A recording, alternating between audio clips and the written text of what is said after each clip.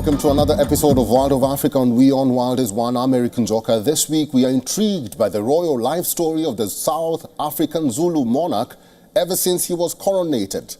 King Misuzulu has often quoted controversy from his marital status to his crown. In fact, the scandals have the potential to weaken the king's position should it come to another tussle for the crown.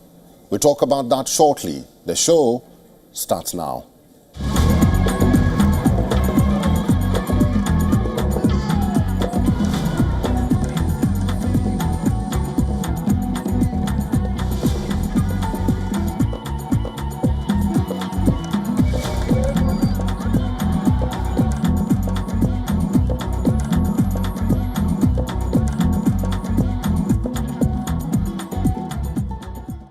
Explosions during a rally held by a rebel group in the east of the Democratic Republic of Congo have killed at least 11 people and injured around 60 others.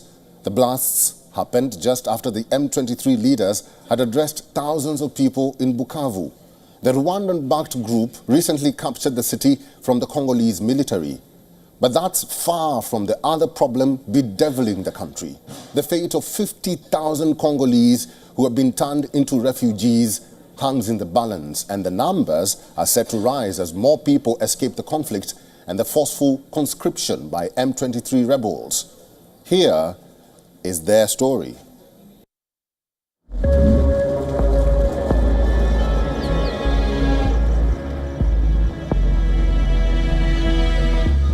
Events of the past 2 months have been both confusing and depressing for many locals who are directly affected by the onslaught of the M23 rebel group in Eastern Democratic Republic of Congo. This was in mid-February.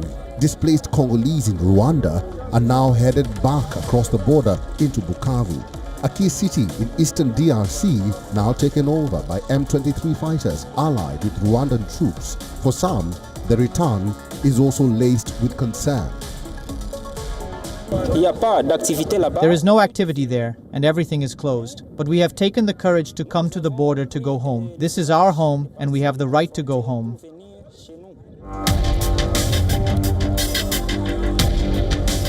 In contrast to the hundreds making their treacherous return home, thousands of others are finding alternative ways to escape the violence. More than 50,000 people have fled fighting in eastern DRC into Burundi, risking their lives by swimming across the Rusizi River using their possessions as life rafts. Over 20 have died in the last 2 weeks. Those who made it claim that if they had stayed in DRC, they would have been forced into conscription by the M23 rebels. Just for the first 2 weeks, we have received more than 36,000 in Rugombo, which is the border I mentioned, and 6,000 currently at the transit center close to Bujumbura, which makes it around 42,000 people already seeking asylum. The United Nations Refugee Agency, the UNHCR, had expected the violence to fuel an exodus to Burundi, making plans to help up to 58,000 people over 3 months. The numbers were likely to increase as hostilities in DRC advanced towards the town of Uvira near the main official border crossing with Burundi. Another 13,000 people have meanwhile fled across to Uganda, and some 2,000 more have gone to other neighboring countries since the start of January. UNHCR welcomed the Burundian government's decision to grant refugee status to those arriving, ensuring swift access to protection and aid. To respond to this worsening emergency, UNHCR is seeking $40.4 million to strengthen preparedness and deliver life-saving protection and assistance to 275,000 internally displaced people in South Kivu, North Kivu, Maniema, and Tanganyika provinces of the DRC, as well as to support a potential influx of 258,000 refugees, asylum seekers, and returnees in neighboring countries, including Burundi, Rwanda, Tanzania, Uganda, and Zambia.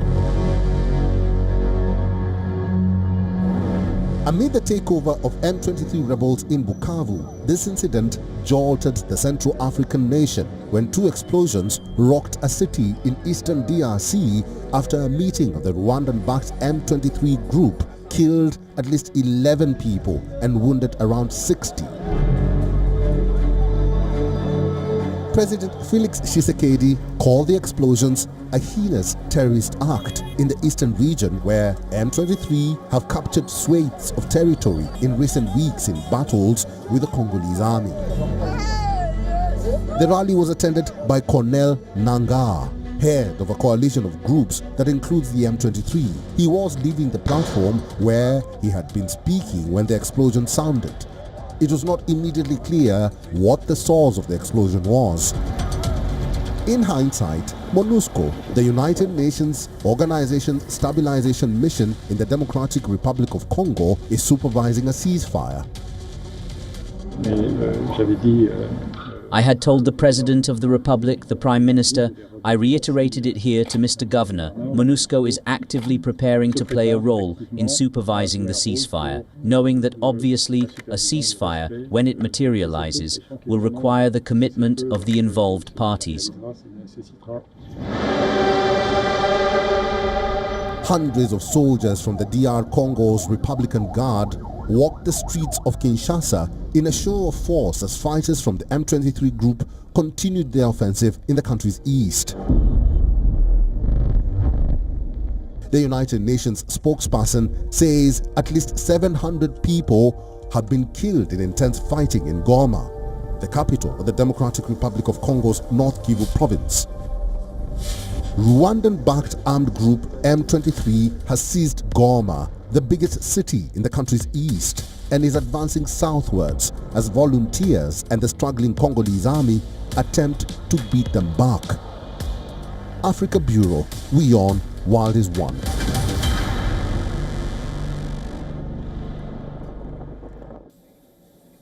The US government's sudden decision to axe funding for HIV programs is a wake-up call for South Africa. The country's health minister says the cuts could lead to deaths, but he had instructed state-funded clinics to assure no patient went without life-saving drugs. There is chaos as many affected organizations scramble to find alternative help for some 900,000 HIV patients by the end of the day. Here's a report.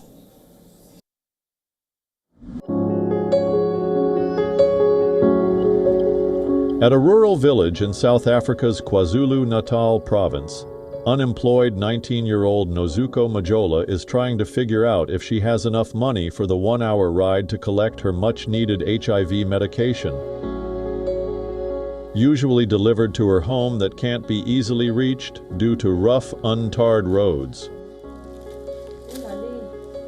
Majola is one of millions of patients in South Africa affected by U.S. President Donald Trump's global foreign aid freeze, raising worries about HIV patients, defaulting on treatment, infection rates going up, and eventually a rise in deaths.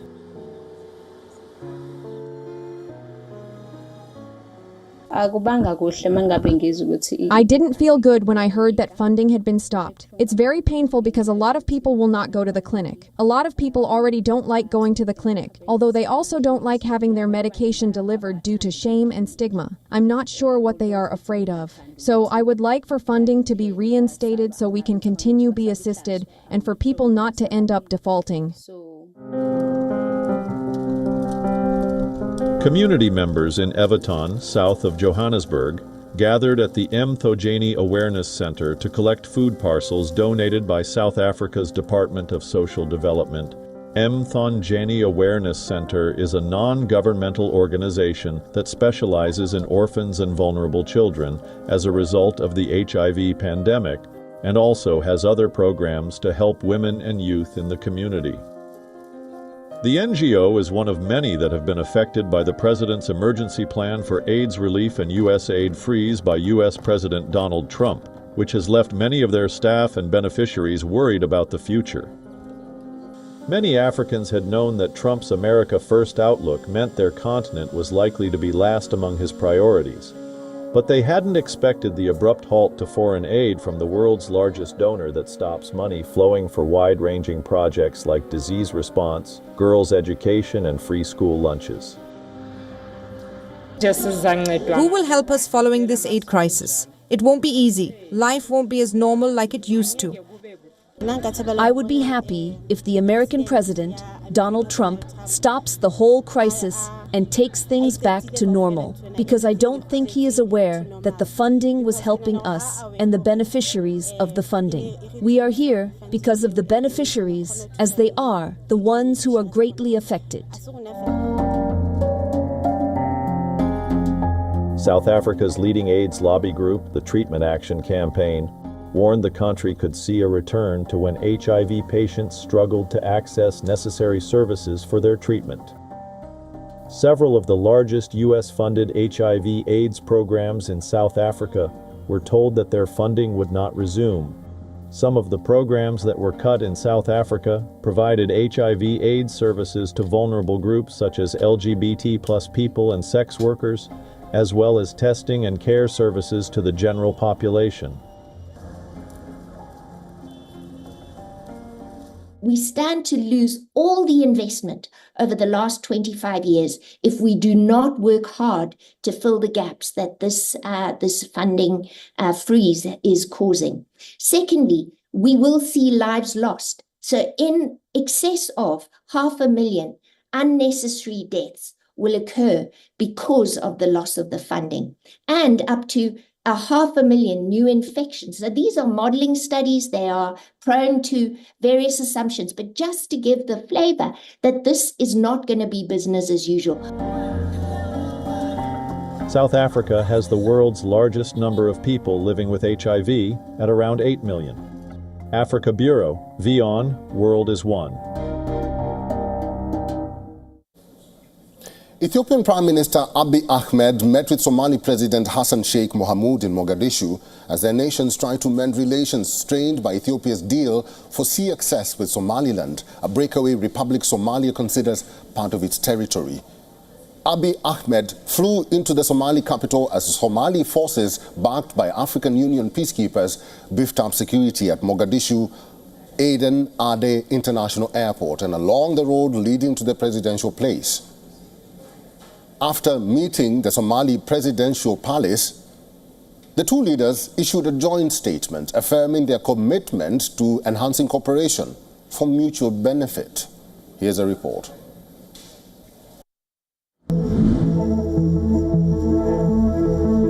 Ethiopia's Prime Minister Abiy Ahmed arrived in Somalia's capital, Mogadishu, on February 27th to hold discussions with President Hassan Sheikh Mohamud, following a thaw in IC relations. The relationship soured in January 2024 when Ethiopia announced plans to lease a stretch of coastline in Somalia's breakaway Somaliland region. Ethiopia planned to build a naval base and commercial port in exchange for possible recognition of Somaliland's independence. Somalia accused Ethiopia of undermining its territorial integrity, threatened to eject its peacekeepers, and strengthened ties with Ethiopia's arch foes Egypt and Eritrea. Mogadishu airport was hit by at least one mortar shell shortly before Abiy's plane landed on Thursday, despite all roads around the high-security complex being closed. The two countries agreed to resolve the dispute at talks mediated by Ankara in December, pledging to find commercial agreements to allow landlocked Ethiopia reliable, secure and sustainable access to and from the sea. Somalia's security situation is highly volatile, with the Islamist Al-Shabaab group maintaining a presence in the country. Tensions between the two countries mounted last year after Ethiopia struck a deal with Somali breakaway region of Somaliland to gain access to the sea. But they announced a full restoration of diplomatic ties in January following a deal mediated by Turkey. Abiy said in his post after the meeting, "Regional thinking and collaboration are essential and we are ready to work with Somalia to make this a reality." As a result of the trust that Somalia and Ethiopia have in our country, we have reached a new stage in the Ankara process that we started approximately 8 months ago. By overcoming resentments and misunderstandings, we have taken the first step towards a new beginning based on peace and cooperation between Somalia and Ethiopia. Somaliland said its January 2024 deal with Ethiopia would have led to Addis Ababa recognizing its independence, though that was never confirmed, in exchange for a long-desired naval base for the landlocked nation. Mogadishu was furious over the deal and withdrew its ambassador from Ethiopia. In one aspect, it's a conclusion because it stops on the differences that we had in the recent times. Ethiopia and Somalia are two neighborly countries, and they have mutual interests in cooperating together and building a prosperous future of both our two countries and our two people. As neighbors, Ethiopia and Somalia have endured relations for centuries. We are not only neighbors, but brothers and sisters whose fates have been bound by blood. Following the rapprochement, the fate of Ethiopia's deal with Somaliland remains uncertain. Africa Bureau, WION, World is One.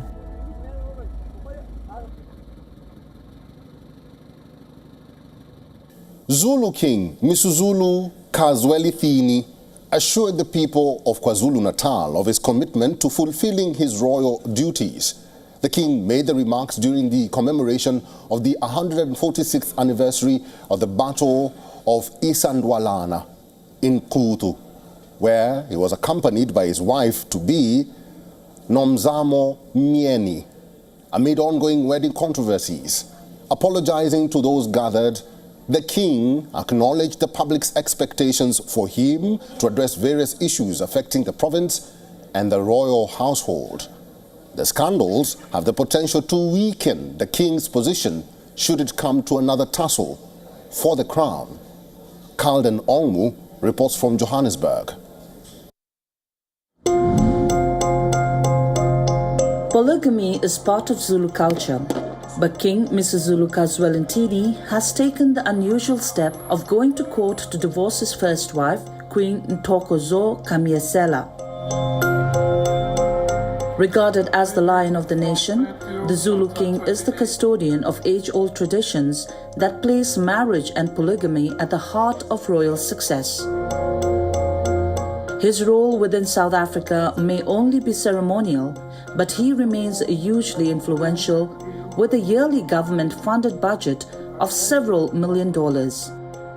The monarch, who grew up in neighboring Eswatini, studied in the US and came to the throne in 2021, seems to court controversy. His coronation was challenged in court by his elder half-brother, who has been trying to snatch the crown from him. His second marriage appears to be shaky.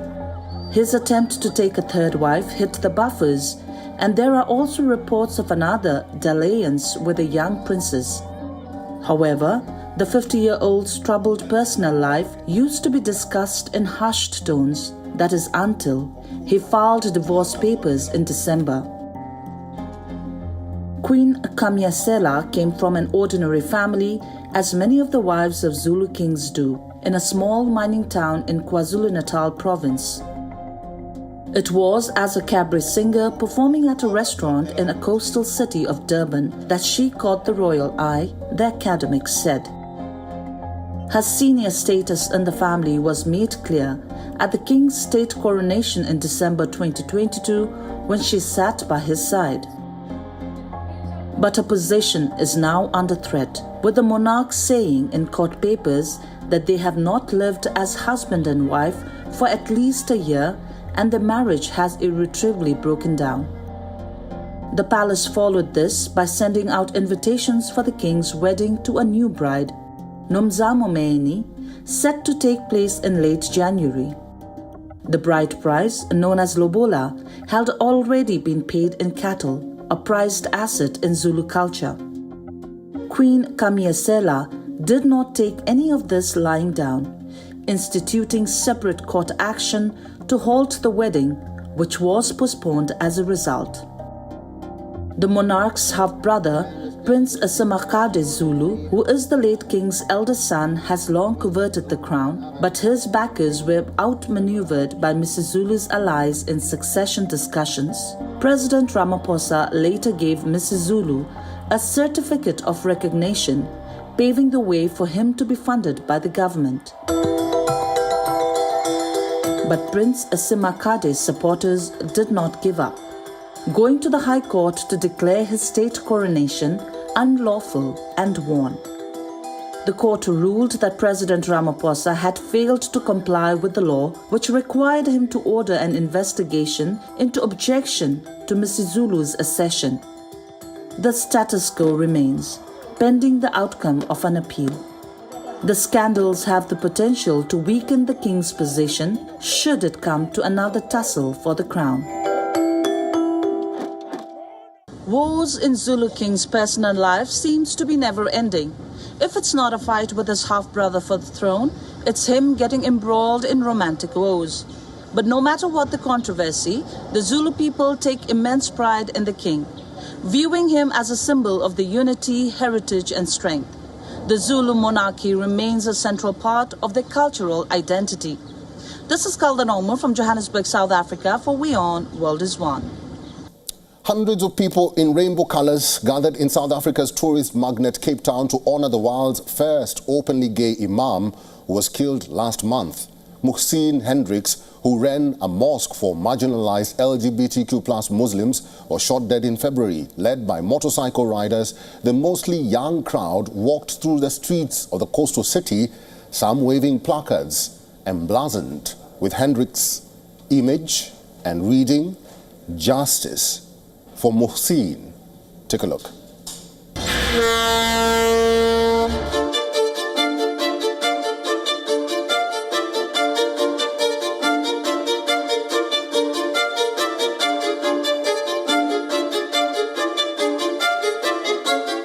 The death of Muhsin Hendricks is a great tragedy in my opinion. I've had the pleasure and the privilege of marching with him here at the Cape Town Pride March as part of the Queer Faith Collective many occasions. He was a gentle, compassionate spirit who had this very enlightened way about him, and the world is much poorer that he's not here. So we're marching today to demand justice for his death. I was heartbroken, honestly, and I think it's sad that, especially how far we've come, considering how progressive, the country, South Africa has been. To see that someone has been murdered because of their sexual orientation is honestly just so heartbreaking. There is such an enormous gap now as the first openly gay imam globally, and Muhsin did amazing work, giving hope and being a pillar in society, particularly for Islamic queer people of faith. That's all the buzz in Africa this week. Talk to us on all the social media platforms. Your story matters to us. Help us tell it to the world. Thank you very much for watching World of Africa on WION World is One. And until next time, I'm Eric Njoka. Goodbye for now.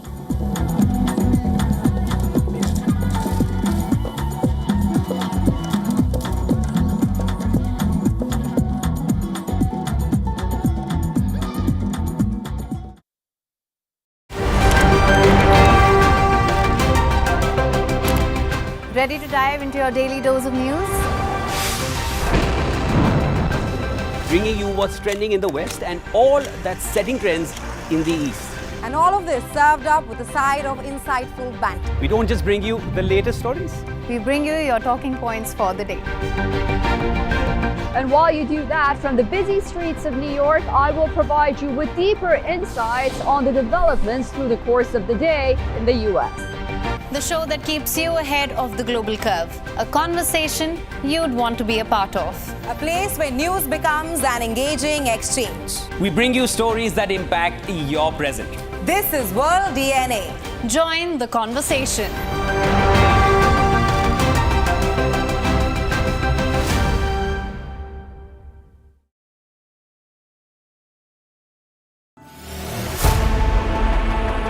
Know more, understand better, think ahead. Hello and a very warm welcome. You are watching Gravitas with me, Molly Gambhir.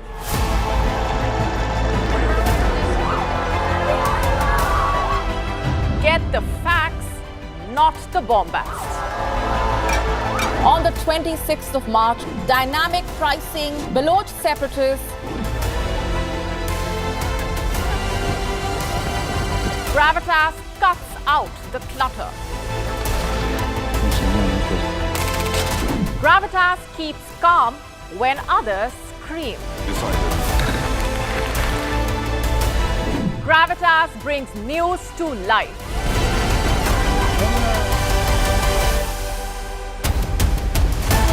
Weekdays, 9 p.m. IST, 3:30 p.m. GMT.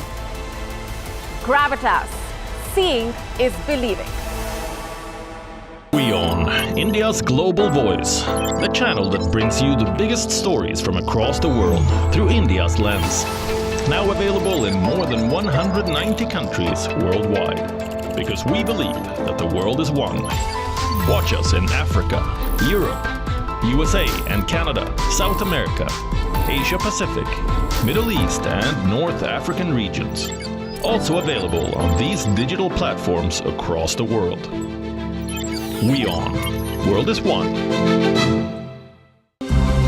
To bring the benefits of the Subhash Chandra Show to your educational institution, teachers and students, send an invitation to Juhi Jha at juhi@such.org.in. Know more, understand better, think ahead.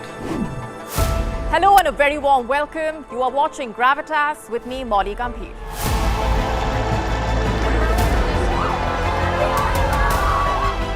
Get the facts, not the bombast. On the 26th of March, dynamic pricing, Baloch separatists,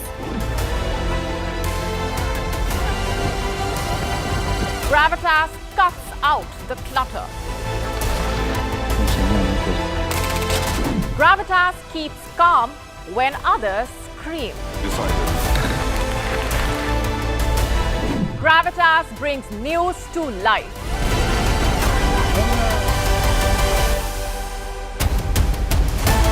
Weekdays, 9 p.m. IST, 3:30 p.m. GMT. Gravitas. Seeing is believing.